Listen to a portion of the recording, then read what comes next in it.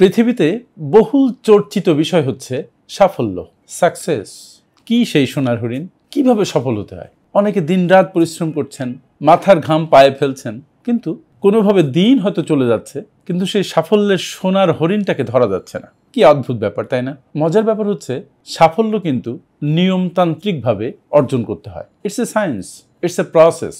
আপনি যদি কতিপয় প্রসেস ফলো করেন তাহলে আপনি সফল হতে পারবেন। It's a brilliant journey. আমরা মনে করি success is a destination, but no, it's a journey, relentless journey. এবং সফলতার এই জার্নিতে প্রতি মুহূর্ত উপভোগের বিষয় আছে, আনন্দের বিষয় আছে। তবে সেই আনন্দ, সেই উপভোগ যদি তুমি করতে চাও, যদি তুমি সফল হতে চাও, তাহলে তোমার নিজের উপরে প্রচণ্ড বিশ্বাস থাকতে হবে। নিজের উপরে প্রচণ্ড বিশ্বাস তোমাকে কাজ শুরু করতে, কাজ ধরে রাখতে, নিরলসভাবে কাজ করে যেতে অনুপ্রাণিত করবে। তোমার যদি নিজের উপর বিশ্বাস শূন্য থাকে, তোমার সাফল্যও শূন্য হবে। সফলতা নিয়ে আপনারা অনেক বই পড়েছেন, অনেক বিখ্যাত বিখ্যাত বই আছে। আমি নিজেও পড়েছি অসংখ্য বই। কিন্তু শুধু বই পড়লে হবে না। বই পড়ে যে জ্ঞান আপনি অর্জন করবেন, সেটা আপনার বাস্তব জীবনে প্রয়োগ করতে হবে। আমরা একজন সফল মানুষকে দেখে খুশি হই, গর্ব করি, কিন্তু নিজে সেই সফল মানুষটা হতে চাই না। কারণ ওই যে একজন সফল মানুষ হতে হলে আপনাকে বিরাট একটা প্রসেসের মধ্য দিয়ে যেতে হবে, নিয়ম কানুন ডিসিপ্লিনের মধ্য দিয়ে যেতে হবে। আপনাকে নিরলসভাবে কাজ করতে পারতে হবে। এই কাজ করতে পারি না, ফলে ব্যর্থ হই, দুমড়ে মুচড়ে পড়ি, শুয়ে পড়ি, আর উঠতে ইচ্ছে করে না। কিন্তু ব্যর্থতা হবার কথা ছিল আপনার শিক্ষার জায়গা, আপনার অভিজ্ঞতা নেয়ার জায়গা। আপনারা যারা সত্যি সফল হতে চান, ভালো একটা চাকরি পেতে চান, ভালো একটা ব্যবসা দাঁড় করাতে চান, ভালো একজন বক্তা হতে চান, ভালো একজন শিক্ষক হতে চান, বিজ্ঞানী হতে চান, তারা কিছু প্রসেস ফলো করবেন। সেই প্রসেস আপনাকে সাফল্যের দ্বার প্রান্তে নিয়ে যাবে। সাকসেসের সংজ্ঞা এবং সাকসেস অর্জন করার প্রসেস কিন্তু একই, ফর্মুলা একই। আজকে আমার জন্য একটা সুন্দর দিন। আমি আজকে হাতে পেয়েছি দ্য সাকসেস ব্লুপ্রিন্ট নামক এই সুন্দর বইটি।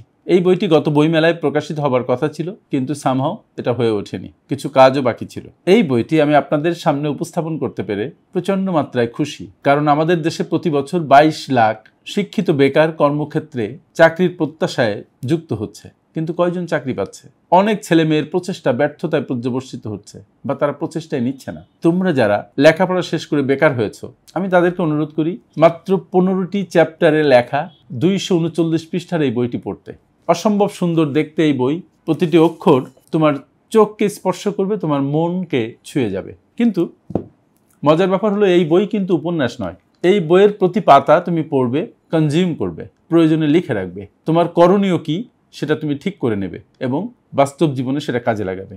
তখনই এই বইটি তোমার জীবন পরিবর্তনের একটা হাতিয়ার হয়ে উঠবে। আমরা জানি জ্ঞান তখনই অনেক দামি যখন সেই জ্ঞান অর্গানাইজড হয় এবং সেই জ্ঞানকে কাজে লাগানো হয়। আর জ্ঞান যদি তোমার মধ্যে পচে মরে, ওই জ্ঞানের কোনো দাম আছে বলে আমি মনে করি না। তোমাদের অনুরোধ করি এই বইটি সংগ্রহ করবে এবং বইটি পড়বে, মন প্রাণ দিয়ে পড়বে। প্রতিদিন মাত্র 20 পৃষ্ঠা করে পড়বে, তাহলে তোমার 10-12 দিনে বইটি পড়া শেষ হয়ে যাবে। কেন 20 পৃষ্ঠা কত পড়তে বললাম? কারণ হচ্ছে প্রত্যেকটা পাতা পড়ে পড়ে দাগাবে, একটা ডায়েরিতে নোট নেবে এবং তুমি তোমার করণীয় ঠিক করে নেবে। যারা এখনো কোনো কাজ শুরু করো নাই, তাড়াতাড়ি কাজ শুরু করো। তোমাদের অনেক এনার্জি আছে, তোমাদের অনেক পটেনশিয়াল আছে, অনেক সক্ষমতা আছে। তোমরা তোমাদের জীবনকে বদলাতে পারো, তোমার পরিবারকে বদলাতে পারো, এই দেশকে নতুন করে গড়তে পারো। তোমাদের মধ্যে সেই শক্তি আছে। কিন্তু তোমরা যদি ইনডিসিপ্লিন ওয়েতে এগো, তোমরা যদি জ্ঞান থেকে দূরে থাকো, তোমাদের এই শক্তি তোমার নিজের, তোমার পরিবারের, তোমার দেশের কোনো কাজে লাগবে না। আমার প্রচন্ড আন্তরিক চাওয়া যে আমাদের যুব সমাজ আমাদের দেশটাকে অনেক উন্নত করে ফেলুক, তারা তাদের জীবনকে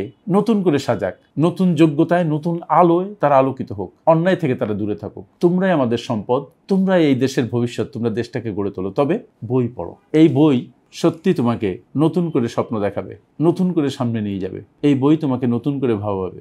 এই বই তোমাকে সফলতার শীর্ষে নিয়ে যাবে। Believe it. Thank you.